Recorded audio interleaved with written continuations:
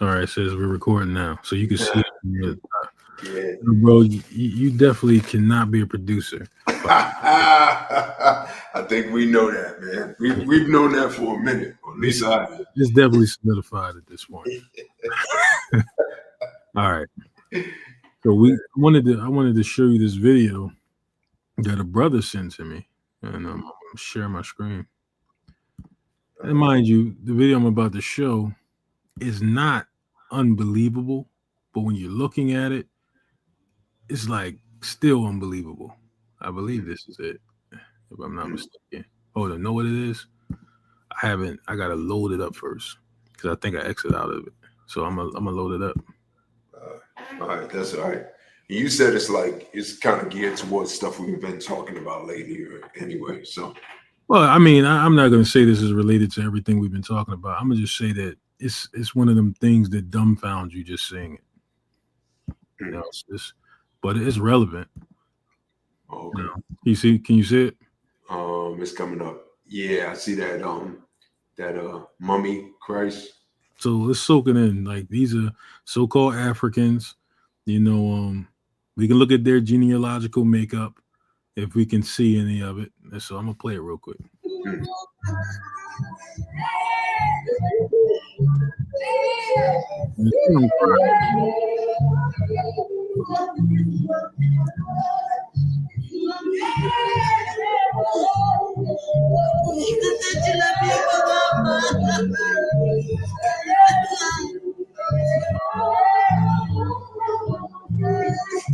Wow.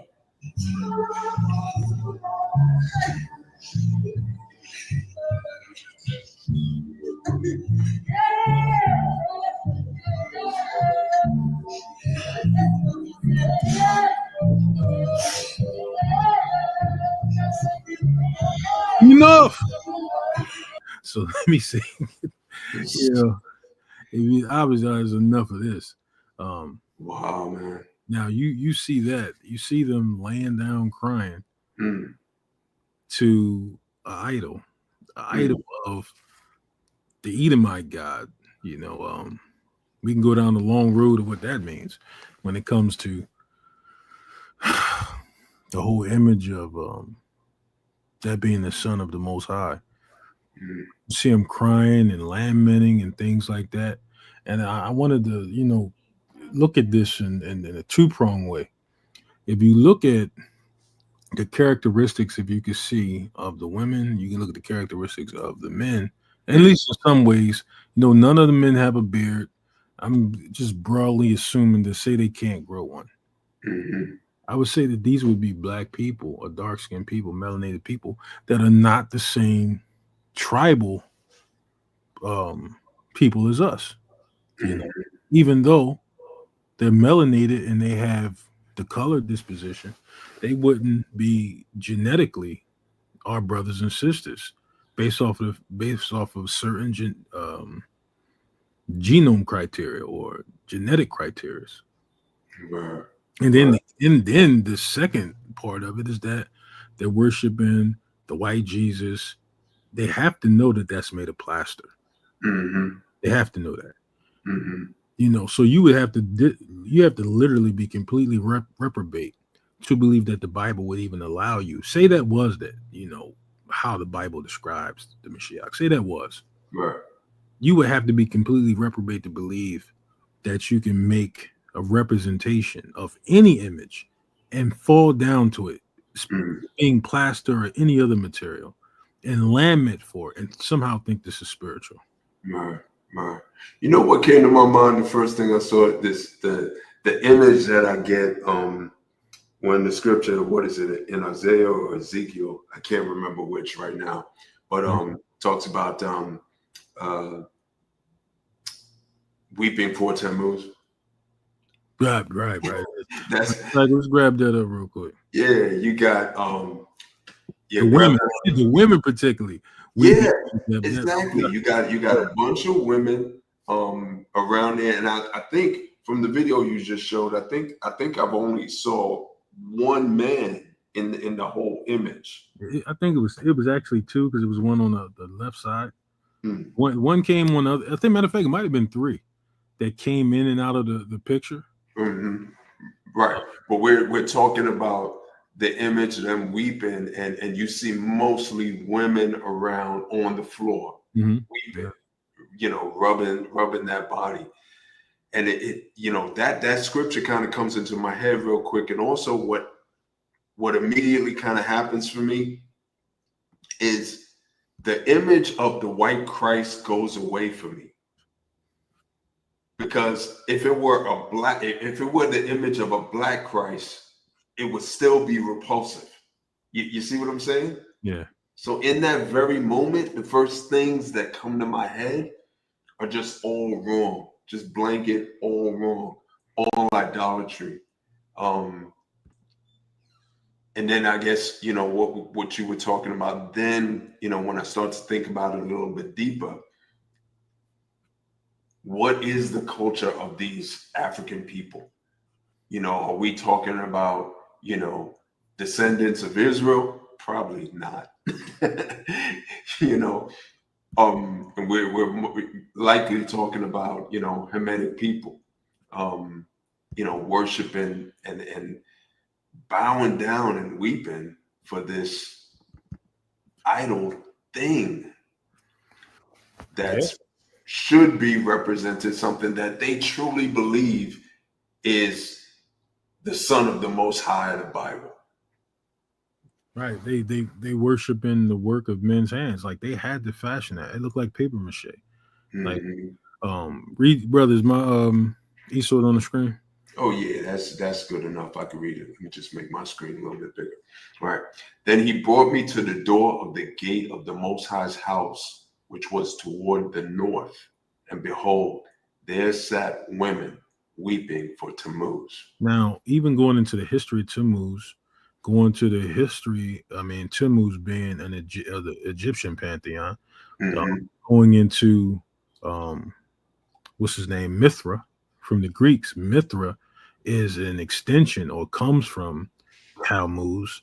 You got Mithra, you got what is it? What's the two sons of the one who saw Romulus, the two sons of Romulus. I actually got it in this book about Edomites. It actually talks about, matter of fact, let's grab that up real quick since we're talking about it. It's in this book I got on Kindle. If let me make sure that you can still see my screen. Let me grab my Kindle up. Yeah, I can see it. I see you switching back and forth. All right, let me I gotta go to my Kindle. And let's see if I can find my Kindle. Where's Kindle at?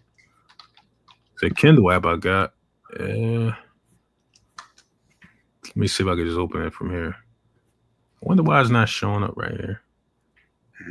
I just was on it earlier. Not today. In fact, let me just download it again. For some reason, it's showing up like this. I don't get it. Like saying send to Kindle. Let me see if it just opens up Kindle by me clicking on that. No. Sometimes these MacBooks, man, be like having a mind of their own. Like I know if I'm reading Kindle on here, how does it just be like, hey, I'm gonna go away for a while. All right, so I gotta go to the App Store, right? All right. All right, here we go. And download Kindle again, which is crazy. Because I already got Kindle. I don't understand why it just disappeared on me. All right. That's all right, man. Take your time. It's cool. Nah, man, I'm enraged. Yeah, but what you said you're looking for you said Romulus? No, I'm actually not looking for the history of Romulus, but because inside this book about Esau, if I can sign into it, I probably could just go online and do it, but let's see. It goes into the history of Romulus's two children. I know Romulus probably like the main antagonist of what I'm thinking about, but I wanted to read that small excerpt on his children. I don't know why I can't get this to come up right now. Like, how do I even sign on to Kindle? And it's funny, I was on my computer reading from the book. Mm. So I'm like wondering why this is like being such a hurdle. I mean, but bring up some more similarities to Tammuz and Romulus. Hmm. Um, We got this bunch. It's actually a bunch of them. How's I open this up? I don't know how to get it open. Systems. What's the? I don't know what I'm gonna do. I'm gonna just go on. I'm just go on my browser and just go to it. Which I don't know why I got to do all that because I did have it saved to this computer, but whatever. okay. All right. I'll just go to my account. Let's see my Amazon account. And where's it at? Kindle at? So I know I just downloaded another book recently. Tell how much I do this that I'm not abreast at the thing. So, all right, Kindle, okay. Kindle books. That's the store. New Kindle, my Kindle. You'd think this would be easy. I'm like struggling to see how I can. Now on my tablet, I got it on my tablet, easy. I'm trying to see where's my Kindle books at. I'm glad it's just me and you conversating. Man, I probably got abandoned ship if we was like really on live. yeah. It's cool though. Where are my You looking for my Kindle, all my Kindle books? but you're looking for a reference for Romulus, or you looking for a specific book? Actually, I want my Kindle to come up right now that I paid for. Let's see. Let's see Kindle books. Let's see if I can see my books. Like I think these are my books right here. Some of them at least. Where's that book I got? Oh, I see Josephus in there. I know that's you. This says recommended, but where is it showing my books at? Golly, man, it's like I can't believe it's taking me this long. It says my membership right here. My Kindle e-books. Your books at the end of that. Oh, did I miss it? Yeah, keep going. After membership. No, after membership. Membership, communities, more, your books. I didn't even know you can click on these. Wait, you see that? You see where the top where it says membership is highlighted? Yeah. Communities is next. More is next. Oh, okay. Man, I'm bugging. All right, here we go. This is the book I was talking about right here. There we go. So let's see. Read now. This is one of my books. You see, I got it highlighted. So it goes into this book called The Roman Empire, the Empire of the Edomite. Man, this got some powerful information in it. But I wanted to go to the part that they talk about Romulus and his children. I think this is it. Let me just make sure I go in. It's early in the book.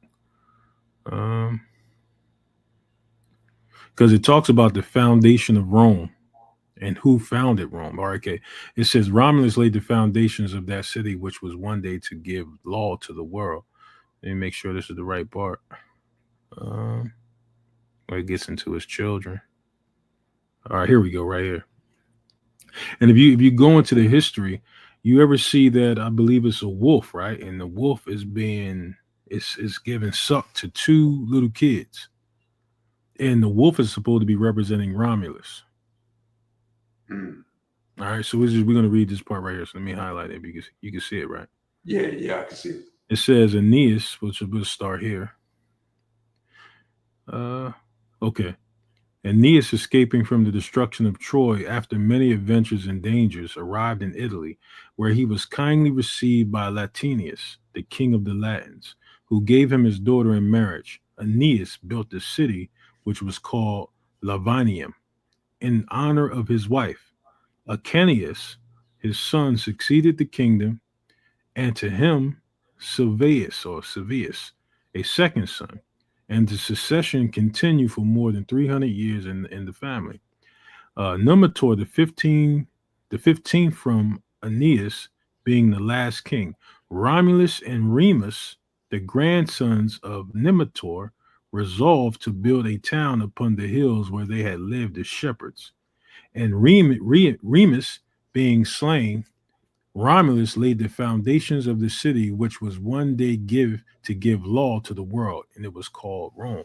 So when you go into, if you grab up, I'm gonna grab up this picture real quick of Romulus, and I believe it's going to show his first two descendants. I think it's the Romulus wolf, I believe it is. Here we go, right here. You see that? Yeah. Mm-hmm. So this is supposed to be Romulus and Remus, the sons of Numitor, and they're suckling from this wolf.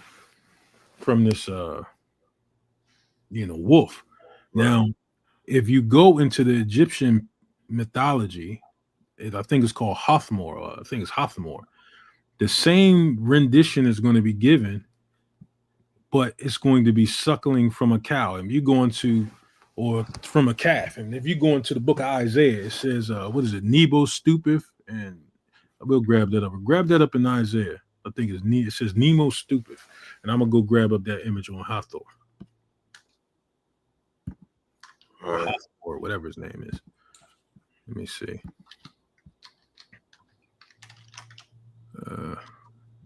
Documents.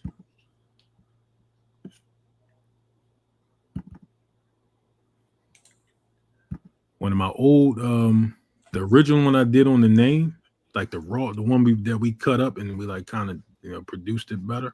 Right. Original one I got.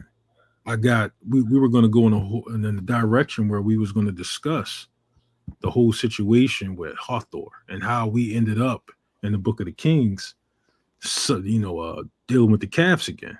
So I want to show that original one that I got. Let me see. Okay, I got that in Isaiah. It's Isaiah 46. Okay, read that. It says, Bel boweth down, Nebo stoopeth. Their idols were upon the beasts and upon the cattle. The carriages were heavy laden. Your carriages were heavy loaded. They are a burden to the weary beast. Right. So going back to ancient times, even in the West, was it Bel stoop, Nemo stoopeth, and read it again. Yeah, a Bel boweth down, Nebo stoopeth. Yeah, Bel boweth down, Nebo stoopeth. And if you even want to get into that whole Balenciaga thing, talk about Balenciaga or Bel. But talking about those same two calves that are people that Jeroboam, I believe it was it Rehoboam, Jeroboam, that was leading the North Kingdom. He put the two calves inside the Northern Kingdom. Right. All this stems from ancient Babylon. I'm going to say ancient Babylon, then ancient Egypt, then from Rome, which we're talking about now with Romulus and Remus, and then you get to how Mithra from the Greeks, and then you get to how they did the same storyline with the Mashiach. So I'm going to share my screen again. I want us to look at this. You'll see that they called it Hathmor. It's like the same type of methodology that they're drinking from this wolf. Let me share my screen again. If you tell me if you can see it. All right, I was able to see it. You just took it off. Okay, shoot. Yeah. Mm-hmm. All right, let me see. Here's my PowerPoint. Can you see this? Yeah. This was originally inside the original one that we were going to do before I went away. And it was showing, this is Hathmor. It says the cow side of Hathmor is shown with her suckling other Egyptian gods, goddesses, pharaohs from her plentiful udders. Mm-hmm. That was like this right here. They're showing something that was an actual practice as opposed to some kind of story of worship of idols. Correct? Well, even though it's an actual practice of suckling, like getting the milk from oxen, the actual representations is suckling from a god, though, because they're not showing like everyday farm life. They're showing the God that they worship and Mhm. suckling from that God. Right. You know how in the Bible it says that the Most High carried us on. He carried we carried this on angels' wings. Eagle's wings. He, yeah, eagles like he buried us. It's Mhm. similar in the sense that what they're not going into how a person will legitimately or in practical everyday life drink the milk of a cow. They actually they're drinking from the nutrients of the God that they're serving. Right. Right. And then if you look at this calf, it's way bigger than what they are. Right. You know, when you see the crown on his head or whatever that's supposed to represent, I don't want to assume what the proper vocation is on it.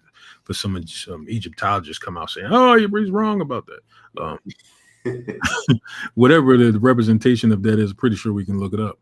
The Right. reason I'm making the comparison is that the story brings down to us worshiping that white Christ, that symbolic representation of Tammuz, that symbolic representation of Romulus, Mithra, and it's all got this of Nebo and things like that, and Bel, all have to come from the same type of ideology or the same type of idol worship.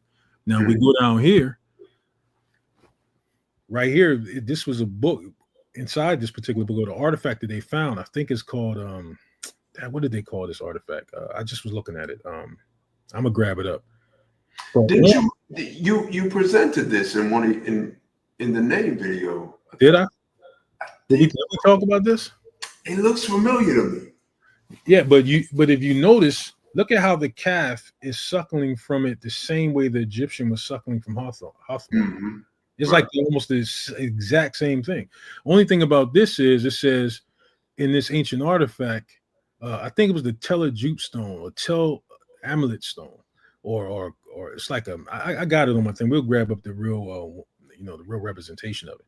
But in Hebrew, it actually says Yahweh in his Ashereth or Ashereth. And just to put it more plain, is the tetragrammaton in this Ashereth. Like the two calves are being represented here as Ashereth and Yahweh, or the tetragrammaton rather. See what I'm saying? So it's coming, and this is what, if you look and go into the book of the Kings, this is exactly what we did. We the Northern Kingdom, what he did, he took two calves and he put them in the temple. One in man, I hate to misquote it. We had to go to it to see exactly. I think it's First Kings chapter 12 or 13 to tell you exactly where he placed the two calves, because he didn't want the southern kingdom to go to Jerusalem. And then it gets into more detail in the book of Josephus. Either Josephus or Philo gets into greater detail about it, on why Rehoboam or Jeroboam put those calves there. And the details is a little bit more expressive.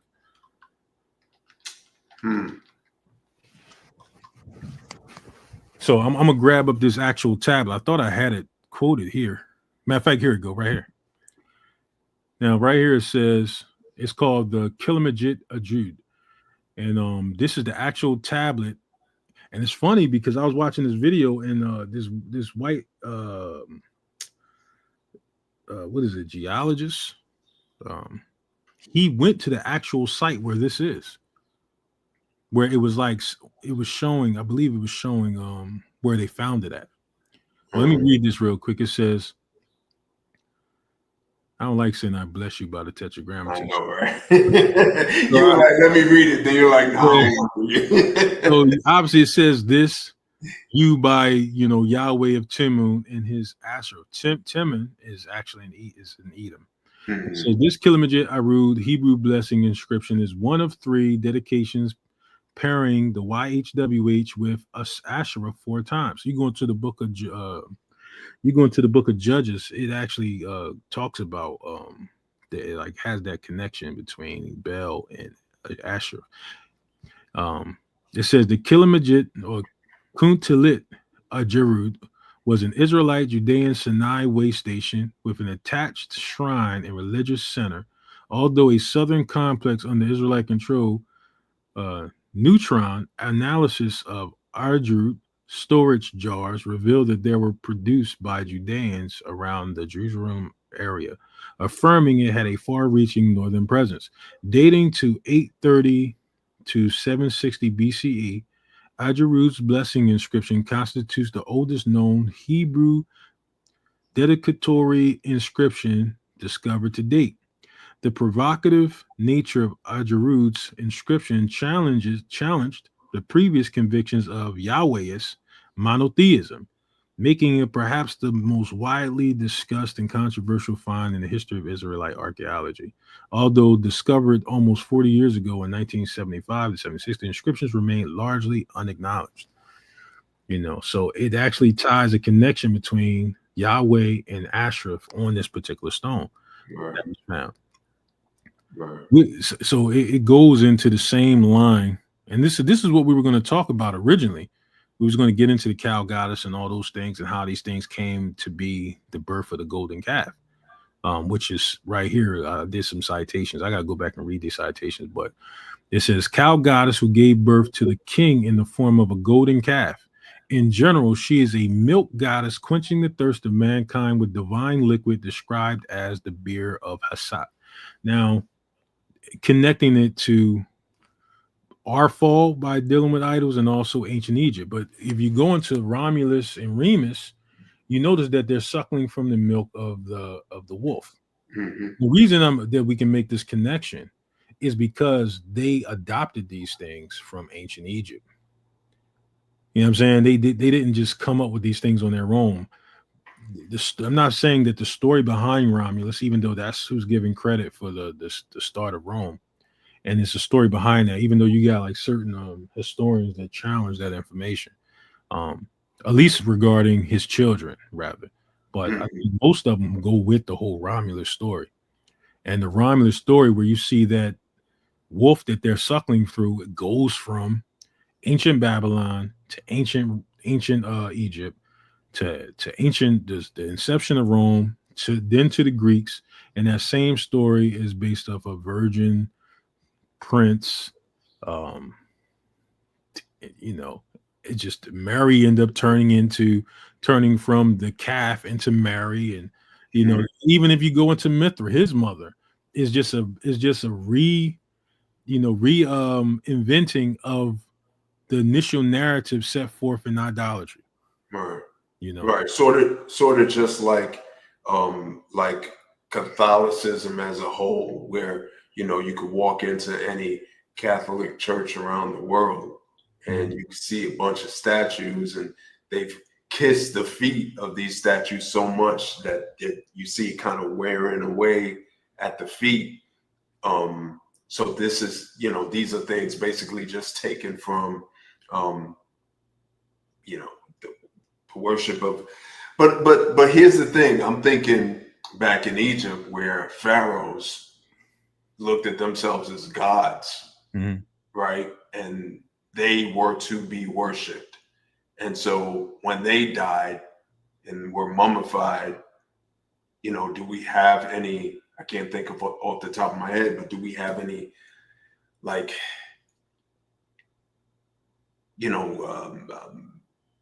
proof that people went and worshipped their tombs and kind of rubbed and kissed? I don't see how that could be, because a lot of the tombs were supposed to be hidden. It wasn't like they were on Google Earth or anything. Right.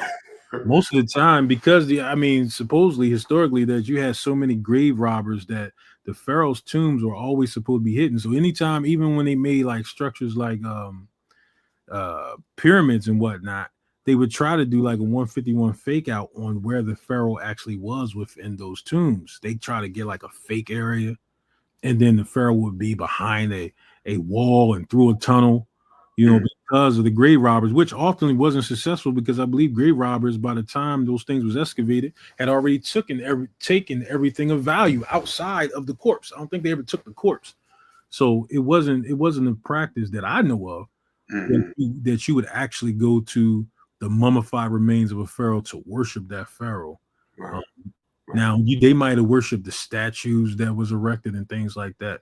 But I know that supposedly the Egyptians went through great effort to try to hide the pharaoh, because when they buried them, they had a lot of gold with them. Supposedly they had a boat, because that boat was supposed to be used to, sail through the afterlife. And Mind you, if I'm misquoting it, like, listen, I'm not no proficient in ancient Egypt history. Like, I'm talking about Mhm, um, on the surface of what is explained. If anybody mhm.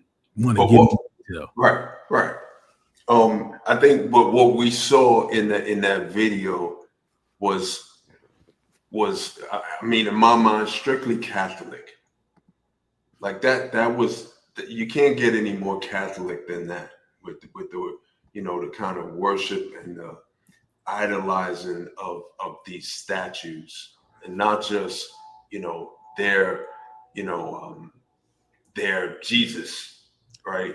where does This it come from? That's the thing. Is that okay? exactly, When exactly. and I know we discussed lightly what it comes from, but then it's like let's really talk about it. You got certain, and we talked about this the other day when we were talking about the movie "The Gods Must Be Crazy." Hmm. The dudes that were like got like the clicking sounds, and you got Hmm. some brothers saying that those are Israelites, and I'm like, okay, if you look at the movie of "The Gods Must Be Crazy," if you look at the facial structure of the one of the main characters, he kind of looks like Nelson Mandela. He got like a simple. Do you agree or disagree? No, no, I definitely agree, man. All right. So you have more of a distinction of separation regarding fair skinned people that people allege as Israelites, right? Our brothers and sisters come out with vehemence. It's like they come out with vigor. Oh, they're not Israelites.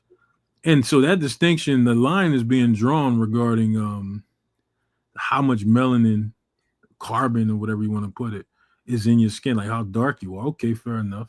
If we go down that road, okay, now where's the distinction between what dark skinned peoples are not supposed to be? There are not Israelites. Why are those separations not being made? And like to go into it more specifically, if you go into Deuteronomy, the 7th chapter, um, if you want to read like the first two verses, Aki, the Most High distinctly wants us to separate from the Canaanites that were dark skinned. That's like the main uh, tribe of people that we specifically were not to procreate with. Not to say that we can mess with any other nations, so but you know what I mean by that. The ones that were highlighted were the ones of Canaan, which will be of a dark color. So why is it that brothers and sisters are not making it known which tribes in Africa are not Israelites? Like which, like why are we not talking about their genetic traits? Some of these, like you even got the one tribe where they don't even take purifying wash. They don't even wash up with water. They don't even bathe. They take like a red clay. Yeah, I know you know what I'm talking about. They take a red clay and they use this red clay to clean their body. I don't even could call it clean their bodies. I guess coat their bodies, because I know you got to be itching like crazy. So I guess you need something to Right. clean your body if you're not washing. And then they have a custom of taking giving their wives to strangers as a hospitality. You get to have sex with this like the wife is made to have sex with a stranger Mm. because it's a form of hospitality in this particular tribe. And then brothers are saying that these is Israelites. Then you got the ones that's running around that look like they got acorns inside their face. Hmm. I'm saying that a recurring theme with some of these dark tribes that has the same type of color that we have is that their men can't grow beards. They have their facial structures are different. They don't have the athletic ability that we have. There's a lot of distinct genetic characteristics where you be like, okay, you might match us or be similar to us in color, but genetics you don't even meet the qualifications of our laws on whether to trim your beard or not. You can't even grow one. Right. Right. Yeah. One of the problems that we certainly have here in the United States, this idea of colorism, Mhm. where Africa is, just one place. It's not even a place that has multiple countries with multiple different people, people who are worlds apart in culture and ways of living, um, and even ethnicity. And we tend, because of what's been given, sort of pushed on us in our oppression, we've been given this idea or fed this idea that if you are melanated to the point where you look like a quote unquote black person, that's what you are, right? You're all the same. There's no difference. There's no kind of nuance between you and any black person on the continent of Africa. And that's a problem. And we need to kind of separate from that. All these people are not our people. But at the same time, we can't say, all right, we're going to go and quote unquote evangelize. We're going to go quote unquote spread the word and pull out and teach the Israelites of the world and say, okay, we're not going to go to this place because those are not our people. Because truth be told, and I know you know this, bro, we don't know where our people are. They are scattered throughout this planet. Every place we've touched, every place we're scattered. So this idea of teaching the world, has to be, we're gonna touch everywhere we can touch. Right. I mean, I think that this is the thing about raising certain arguments, like where you set certain type of standards, whether advertently or inadvertently. If you set a certain type of standard, right, and then we're talking about color schemes of Israel, like on this particular, just right here where we've been guided to. Now it's like, okay, well, what's the standard if it's we know you got black nations or so-called dark nations, and are those dark nations Israelites? Because right now it's like a blanket over the earth regarding how brothers teach about it. They basically just say, yeah, you got to be black. Okay, so what about the Hamites? What about the Canaanite sons? What about some of the Japhites that might have had melanated skin color? I mean, that's if you want to go into the history of Etruscans and Minoans, and whether you believe them to be Dan or did Dan mix with them. I mean, wherever you're going with it, which dark-skinned nations are being distinguished as not being Israelites. I'm going to share my screen in fact, read that real quick, verse 1. Matter of fact, verse 1 and 2 before I show these images. 1 and 2, yeah. When the Most High thy Elohim shall bring thee into the land whither thou goest to possess it, and has cast out many nations before thee, the Hittites, the Girgashites, and the Amorites, and the Canaanites, and the Perizzites, and the Hivites, and the Jebusites, 7 nations greater and mightier than thou. And when the Most High thy Elohim shall deliver them before thee, thou shalt smite them and utterly destroy them. Thou shalt make no covenant with them, nor show mercy unto them. Read 3 and 4, please. Neither shalt thou make marriages with them. Thy daughter thou shalt not give unto his son, nor his daughter shalt thou take unto thy son. Verse 4. For they will turn away thy son from following me, that they may serve other gods. So will anger the Most High. Excuse me, let me read that again. So will the anger of the Most High be kindled against you and destroy thee suddenly. Now, I want you to read verse 5 for me, please. 5 too? All right. Yeah. But thus shall ye deal with them. Ye shall destroy their altars and break down their images and cut down their groves and burn their graven images with fire. Right. So the reason we went down to verse 5 is that because we did look at the video where they did make an image. And if you look at Asherah was always connected to being a grove or within a grove, tree structure or wooden structure. And that these images we were told to burn down.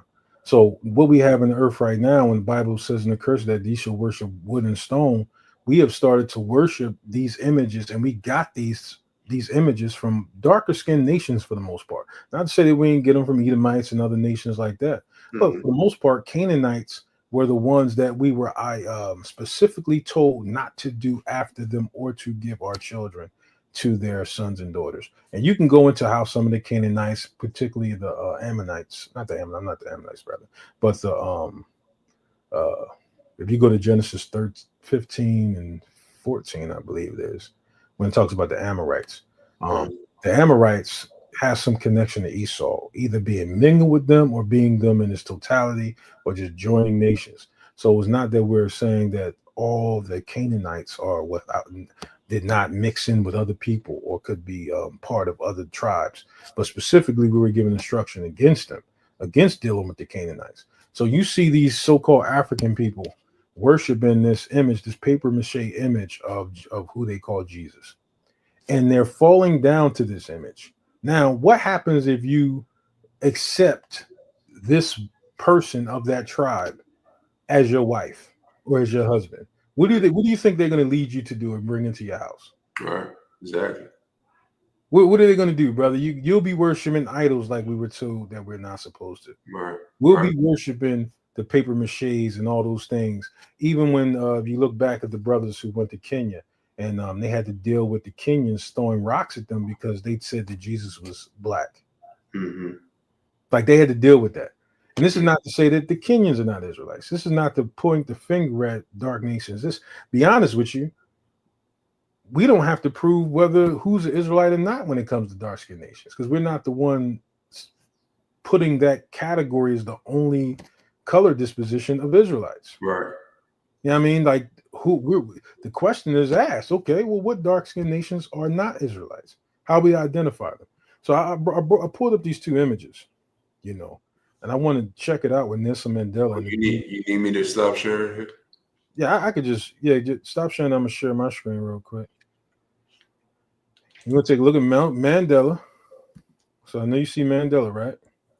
Yeah, I thought you was gonna show the movie right now. Yeah, I'm going to show. I'm gonna show that next. I'm like, yo, it's a similarity between this image, right? And we're gonna go to this image. Now he does favor him to some degree. Yeah. Yeah, I mean, the dude from Guys Must Be Crazy, and some people would say that these brothers, you know, I'm gonna play this. I'm gonna see if I can play this clip. Let me put this up. This is just this old movie. It definitely was funny at the time. But I'm tell me if you can hear it. But matter of fact, I don't think you're gonna be able to hear it. I gotta share it another way. So let me do it this way. I think gotta click on the actual link. All right. So tell me if you can hear it. Yeah. Okay. As we all know, when something falls from the sky, it can only have come from the gods. Of course, the gods only send good and useful things.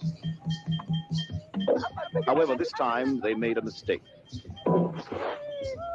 The gods must be crazy. The unusual story of Key, the bushman, as he travels to the edge of the earth to return the gods' mistake. A most unpredictable journey, fraught with dangerous gorillas, a modest school teacher, a dedicated scientist, a tree bearing strange fruit, bizarre machinery. Now I'm gonna stop right there. I wanted them to show one of the parts when they're talking to each other and you hear them talking, like they're doing the, you know, like they're using those different sounds, the clucking sounds, if you want to call it that. Right.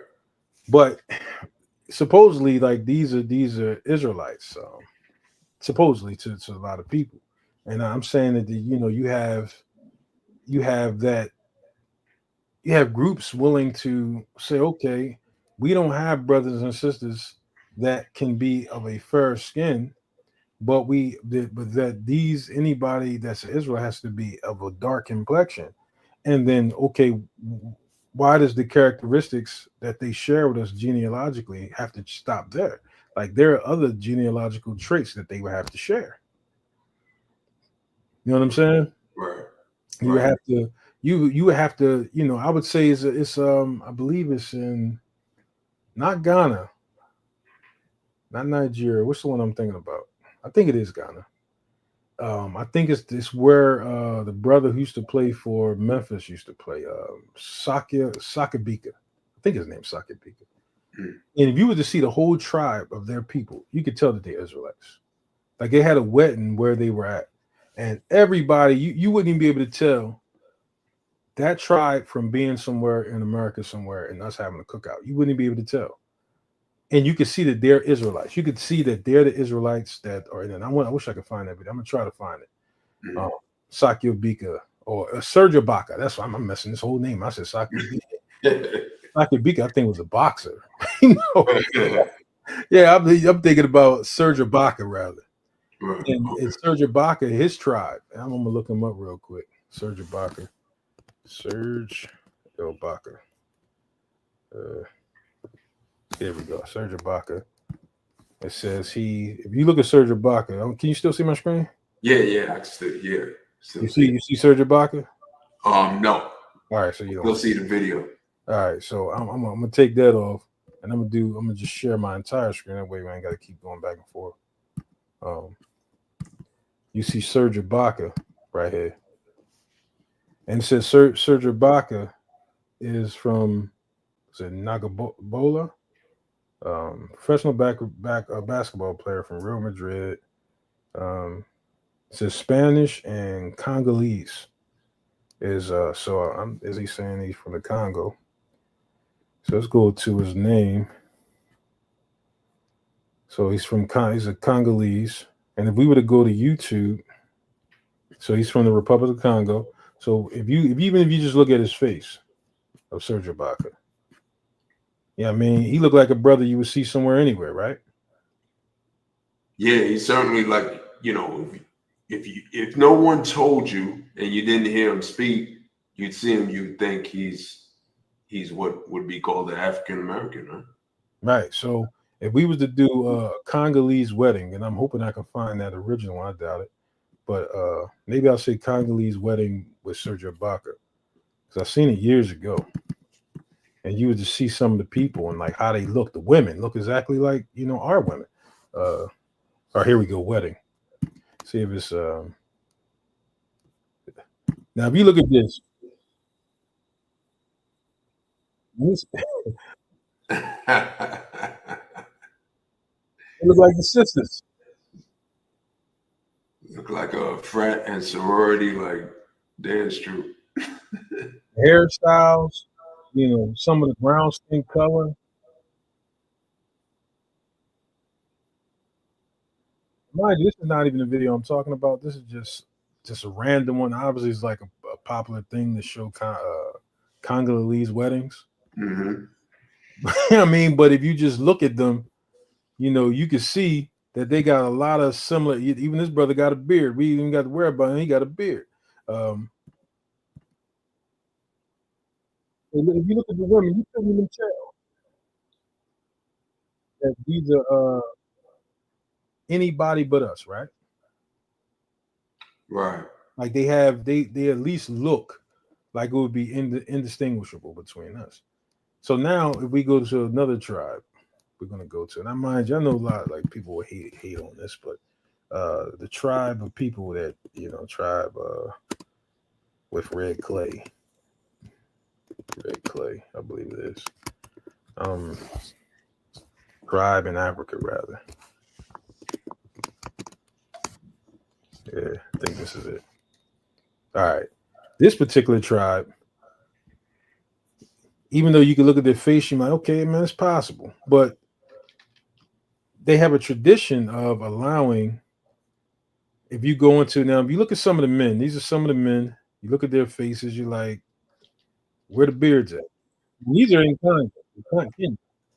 And I'm not saying that all Kenyans or Israelites are all Kenyans are not. I'm not saying that at all. I'm saying that you got some in Africa that's Israelites and some are not.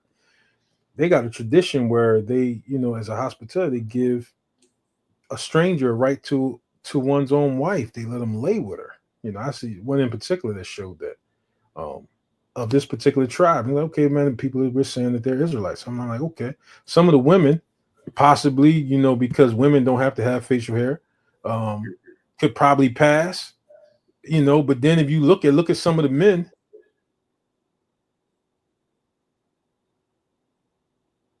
Mm-hmm. You hear it? No, I can't hear it. Because let me tell you, StreamYard got to do better. Like, so I could show my screen. I could show my screen with this one and just keep jumping back and forth, but you can't hear it unless I specifically put that particular video in. All right. Hair, and it's really common. They all do it, and you can see it's in there. They've twisted them into their like mini dreadlocks there, and this is what they're known for. It's a signature look.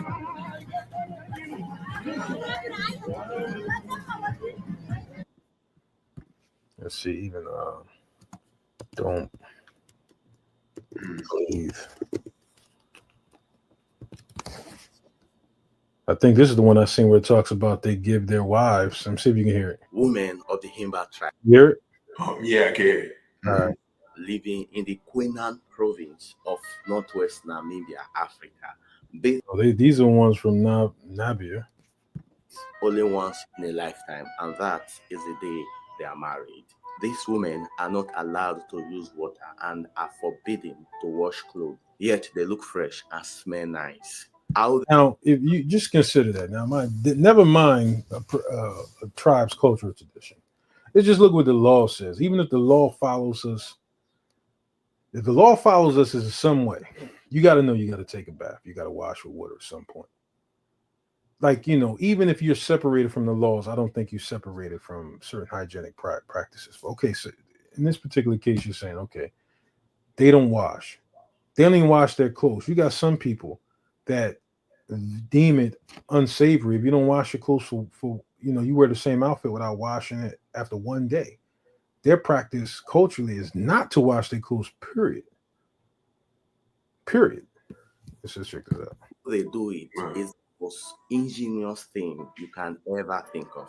This video is about how the Himba women manage to stay fresh and smell nice without bathing. But before we continue, if you love true, strange, and mysterious stories that blow your mind, you are in the right place. That is what we do. So, if you'll be searching for the love of your life or a bestie that you can trust, search no more because the like button is here. The Himba tribe, their culture, ways of life, and economy brought Namibia to international spotlight. This northern Namibia tribe live in seclusion and are wary of external contacts. They don't want their culture and tradition to be contaminated. The Himba tribe is arguably the warmest tribe in Africa. They are nice to strangers and always make them feel comfortable. However, they seriously frown at anything or person that would threaten their cultural values and tradition.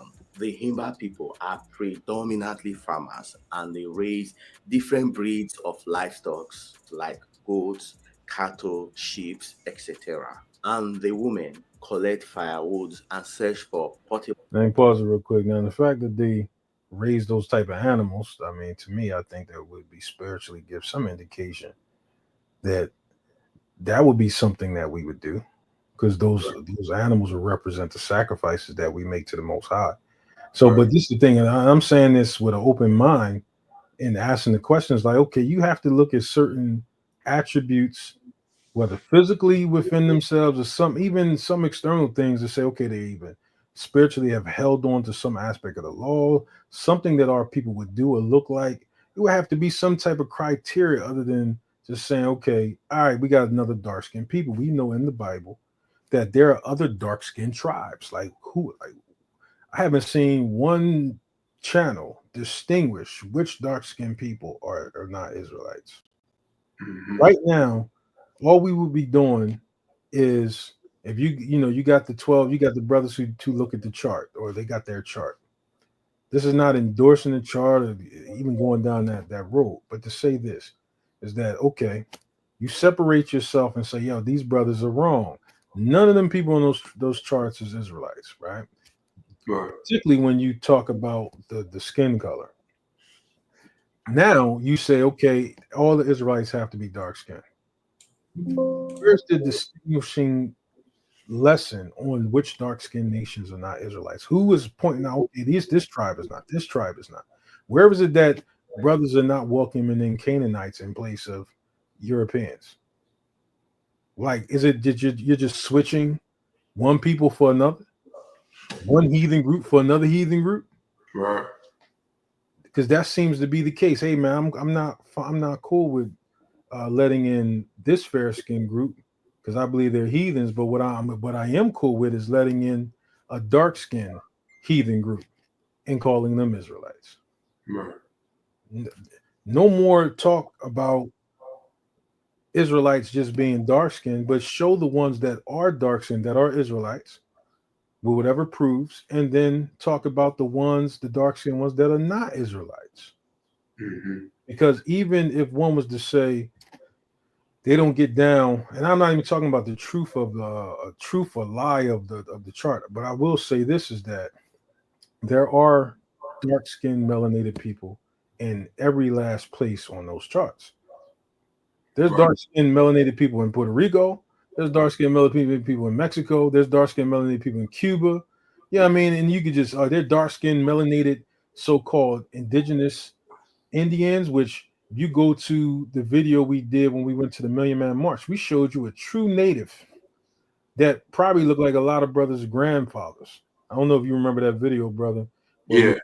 Mm-hmm. Look at him. If you would just say he's the criteria, then you know that amongst the natives that there are brothers like him. Even if you just wanted to hold on to those things, you know that there are dark-skinned people amongst every nation on those charts and beyond. I mean, ones that they don't even mention. Mm-hmm. Those are always scattered to the four corners of the earth. So say this just for the blanket argument's sake, to say, okay, we're just going to exclude anybody that's on that chart because Ariala, whatever the dude who started one was, we're going to say that it's proven he lied or whatever the case may be. Okay, fair enough. You can be like, let's just discount that chart. But we can agree that there are Israelites in those lands that meet all the criteria of being brown skin. So now let's change the criteria. Let's not even change the criteria. Let's extend it. Now that we have a criteria of what the color composition is and where we're willing to accept Israelites from, what's the criteria when it comes to black tribes that's not Israelites? What's the distinguishing factor there? What is that brothers are saying? Oh no, not that black tribe. I haven't seen that yet. Right. Oh, it needs to be pointed out. That way we ain't in the midst of Hamites and Canaanites talking about believing that they're Midianites, believing that they're Israelites. Right. Right. Exactly. I think part of the, kind of a little bit of what I said before, and then moving a little, a little bit further, what we've been exposed to and what's been, pushed on us and oppresses us is this idea of colorism in a way. Mm-hmm. Because not everywhere in the world, even though you can find darker skinned people, what Israelite or not, darker skinned people everywhere in the world, you will find them on the bottom. You will find them on the bottom anywhere in the world that you go. The darker skinned people are on the bottom. And we're talking about specifically every African country that you can go to. Right.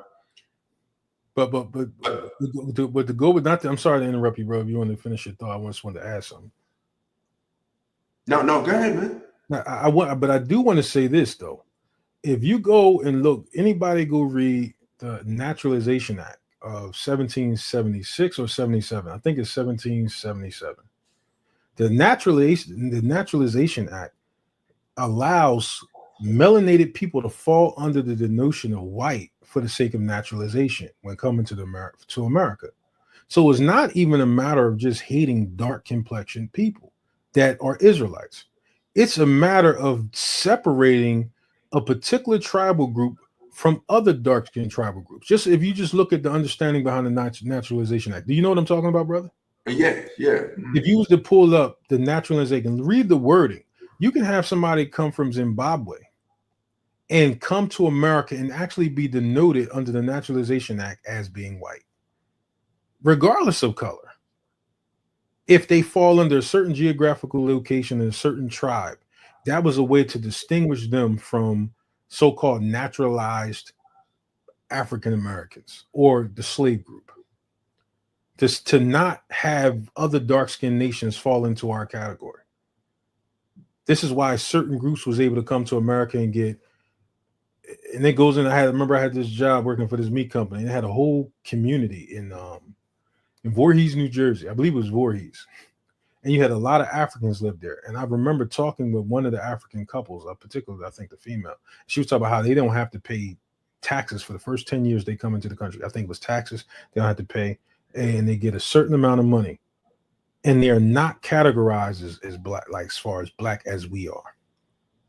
And you even have one particular dude, man, I can't remember what the guy's name was, but he refused to come into America under the terms of the Naturalization Act and be known as a white man on paper.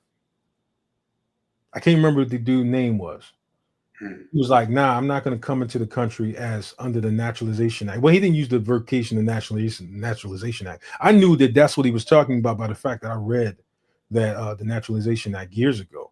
And it gives that understanding that other tribal groups can come into the country under a naturalized standard and not fall under the African American, name or connection. Right. So it's like they've gone through a concerted effort to say we know to separate certain groups of black people, no matter how they're mistreating certain Africans or certain people in different areas. Tribally, you do have certain countries within Africa that is on the board of the UN that do get to raise their grievances, do have relationships with other leaders of other countries, and get military help, military funding, military training. They get the recognition of being sovereign, and they're not just some bystanders in some freaking clay hut community with no representation. Right. You know what I'm saying, bro? Right. No, definitely. I think that has a lot to do with overall colonization and the selling out of your people. Right. So, there may be, we know that spiritually, everyone is after the Israelite. Everyone is after the 12 tribes. That's a spiritual thing. And we may not be able to identify by skin color, by just looking at somebody who around the world is an actual Israelite. Part of my point is that the selling out, like the enemy will sell out his own people to get at an Israelite. So the enemy doesn't have a problem with selling out 40,000 Hamites that may be in a country in Africa just to get at the 100 Israelites that might be in that country. Do you see what I'm saying? Right.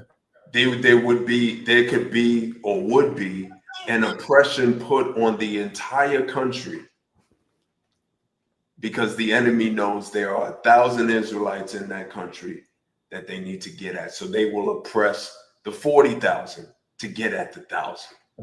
Absolutely. Right. And so, part of that being true also leans to the fact that wherever you go around the world, and I've traveled a lot, I've been to a lot of places around the world, and I must say, wherever I go, the darker skinned people are on the bottom. Me being spiritually awakened and knowing who I am, I don't look at those dark people wherever I am around the world and say, oh, they must be Israelites because they're on the bottom. That would be foolish of me, right? It's this idea, this American idea of colorism that we have that says they're dark, we need to accept them, because that idea has been imposed on us. But the world is against us. The whole world is confederate against us, and that includes people who might look pretty much just like us. You open my eyes to some crazy thing, bro, that I must have read. I think you know what I'm talking about already. Yes. That I must have read 900 million times, and it never, ever occurred to me, bro. Never occurred to me. Man, go there since we on the subject. Go ahead. Yeah, I'm definitely going to go there. That the story of Joseph, we're talking about Joseph now, son of Israel, right? Mm-hmm. Story of Joseph and his brothers, and how his brothers went against him, threw him in the pit, sold him to the wasn't the Egyptians? Who they sold him to? Yeah, sold him to the Egyptians. It was the Ishmaelites that they sold. Ishmaelites. There I you think go. Ishmaelites, we could go there. Right. Sold him to the Ishmaelites. He winds up being a slave in Egypt, put in prison, wind up in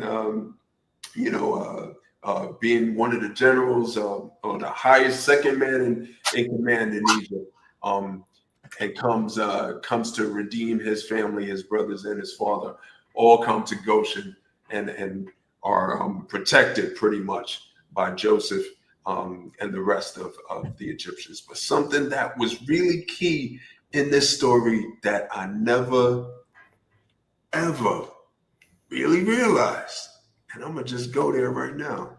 You just go to Genesis. Give me a second. All right.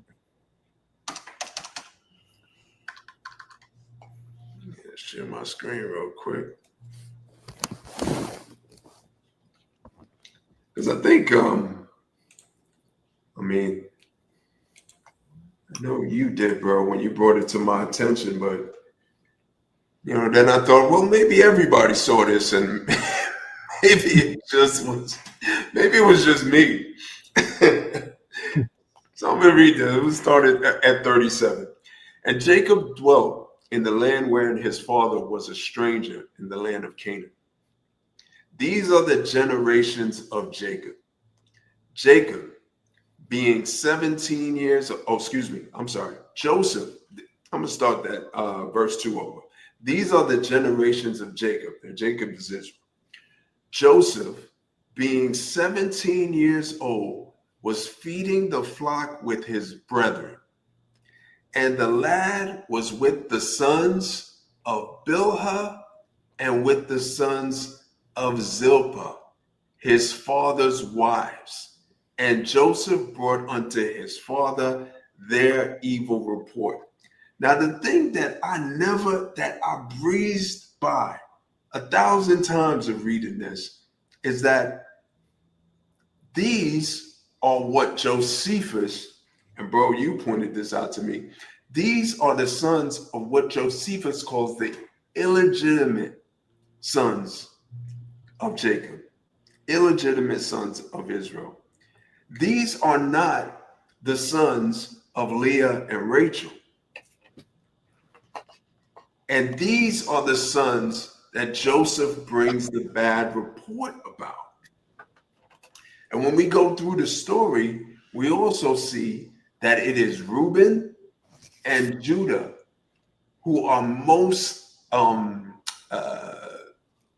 responsible for saving his life. Yeah, make themselves responsible, are most defensive of Joseph, even though they obviously don't care for him much either. But they are the ones who are like, no, don't kill him. They're the ones who, when they come back and they give Jacob the report that the Egyptian told us that we can't return unless we bring our brother, our youngest brother Benjamin with us. And Judah is like, no, Father, put this on me. This is on me if I don't bring him back. And Reuben at the beginning is like, no, don't kill him.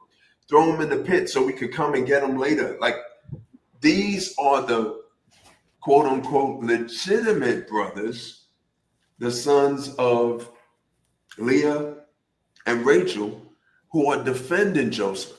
Now, all this to say, the sons of Bilhah and Zilpah must look very different from the sons of Rachel and Leah.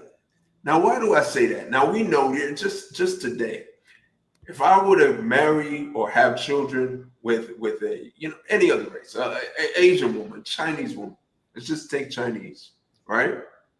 And then I have another child, a child with an Israelite woman, a black woman, right? They're going to look very different.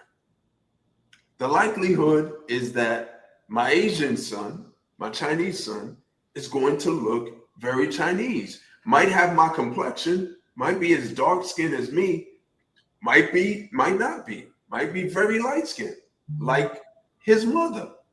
But he's going to look very different from my Israelite son, from my Israelite woman, my Israelite wife. And it dawned on me that these tribes must have looked very different because of their mother. Now, it doesn't mean that they weren't Israelites. We here, we definitely believe that you are who your father is. I know a lot of people don't believe that, but they must have looked incredibly. These brothers must have looked very different, but they were all brothers, and all crowned were the beginnings of the 12 tribes of Israel. So now we come with all this mixing and matching, years and years later. Now we come to today.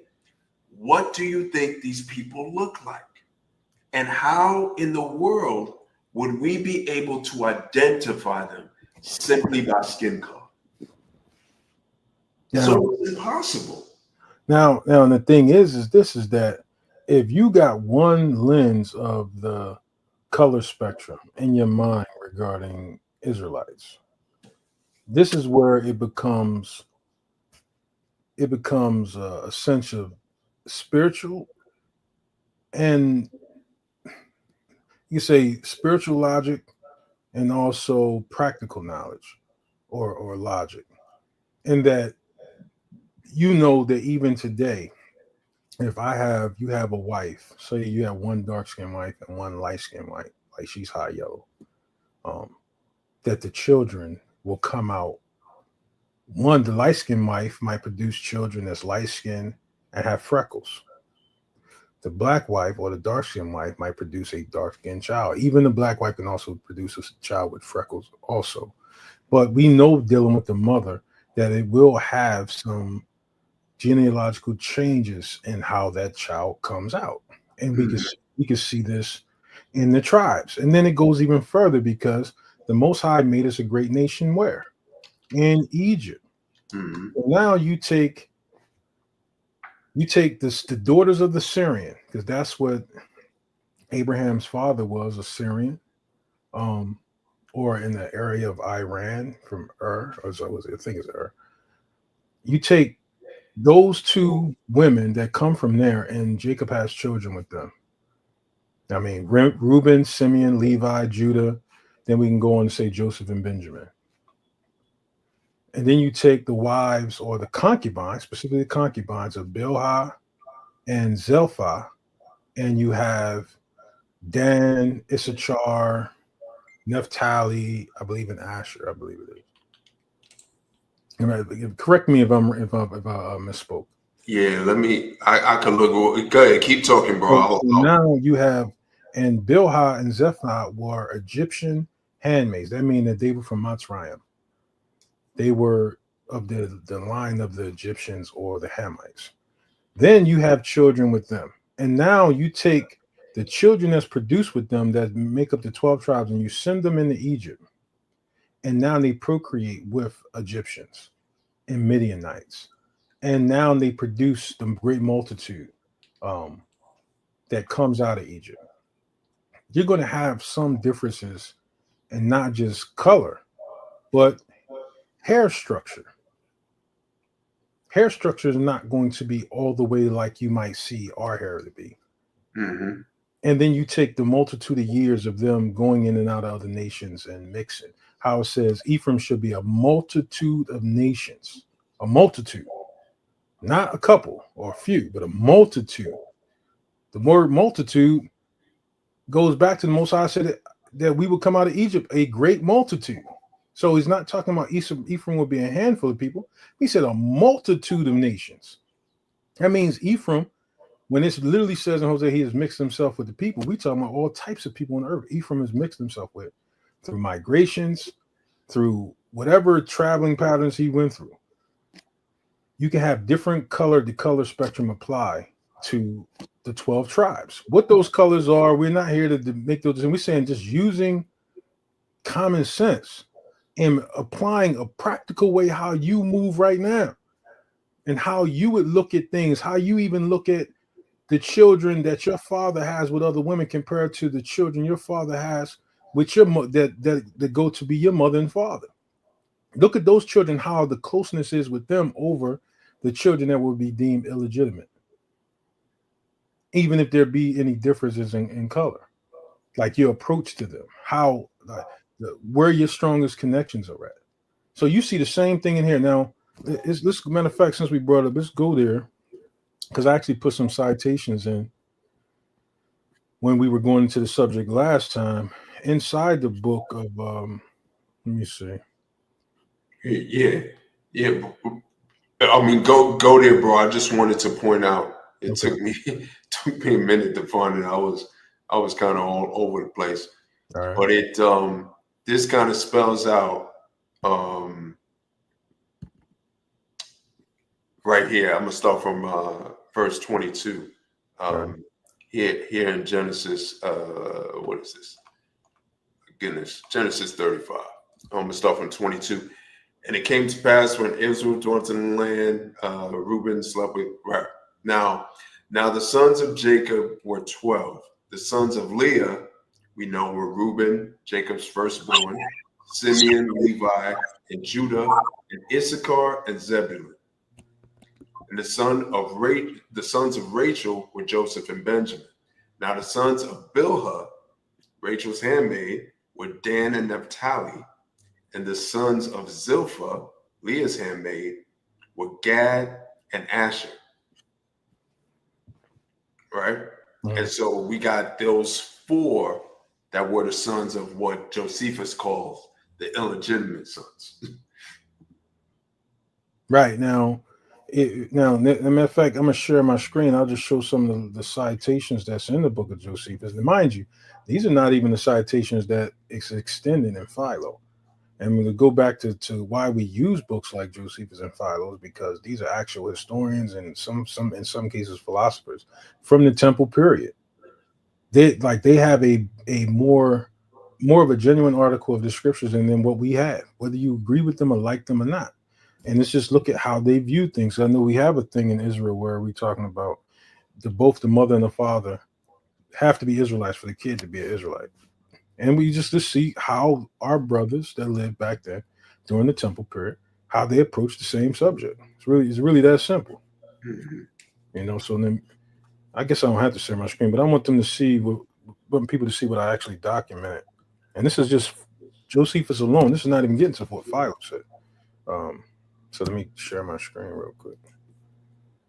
But do you have anything else you wanted to say before I show this? Oh, no. Go ahead, bro.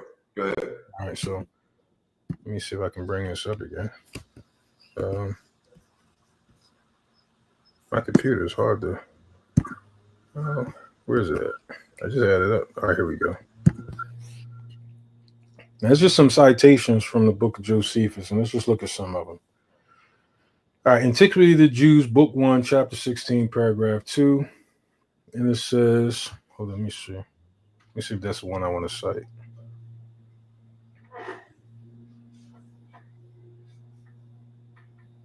All right, hold on. Let me see. We're going to try this. All right, right here. Antiquity of the Jews, Book 1, Chapter 21, Paragraph 3. These are all the children of Jacob, 12 males and 1 female. Of them, 8 were legitimate, 6 Leah, and 2 of Rachel, and 4 were of handmaids, 2 of each, all of whose names have been set down already. So the children with Leah and Rachel, which were the Syrians, the ones that Isaac and Rebekah was pleased that Jacob took a wife from the land or from the posterity of our fathers. And then it was 4 children came from the handmaids, which were, according to the scripture and according to the history, was of the Egyptian stock or Matzrayim. And they were called illegitimate. And of these 4 illegitimate children, you go into, I believe, was it Genesis 39:1? These are the ones who actually wanted to kill Joseph. Mm-hmm. The illegitimate children wanted to kill Joseph. So when you see those movies and it just portrays like all the brothers hated him the same, no, it's not true. Joseph was the youngest of the legitimate children. It shows that he had no disputation with his elder brothers. But in the totality of the family, it was the illegitimate children that wanted to raise a coup against him. Why? Because they probably were subject to Joseph in some way, and they would say that Jacob favored Joseph. He gave him a coat of many colors. Okay, well, who did he really favor him over? Mm-hmm. The legitimate children got the preeminence. Let's look at some of the reasons why. Judah got the royal seat.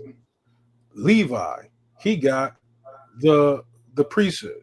Mm-hmm. Joseph, he got the seat over the northern kingdom, and would have had it initially had it not been from was it Saul who decided to go wayward. So wait, what do you mean? What was You talking about Reuben? No, not Reuben. I ain't talking about Reuben. I was talking about when we first asked for a king. Saul was our first king, right? Oh, right. Saul was from Joseph or Benjamin? I believe he's from Benjamin. He's from Benjamin. So even Saul, he would come from the legitimate children. None of the illegitimate children were given of high rank. And if you go down to later understanding, we know that Dan took the priesthood when the northern kingdom separated, which was an error against Dan. Even in the prophecies, Dan is a serpent in the way. He shall judge his people. So I might be paraphrasing it wrong. But we know that none of the illegitimate children were given the preeminent seats. Reuben would have gotten the right, but what did Reuben do? Reuben had the situation where he went in with, I believe, Levi he brought kind of a heaviness to the house of Jacob when they took out those, I believe, the tribe. Yeah. So that was sorry to cut you off, bro. So that was Simeon and Levi. All right, Simeon and Levi. I'm sorry. Yeah. Simeon and Levi went and did that. I don't know why I keep thinking Reuben. Reuben was the one who supposedly laid with his father's concubine, Bilhah. With Bilhah, yes. So you can see why some of the legitimate children didn't get certain seats of office, but the illegitimate children had to play a backseat to that.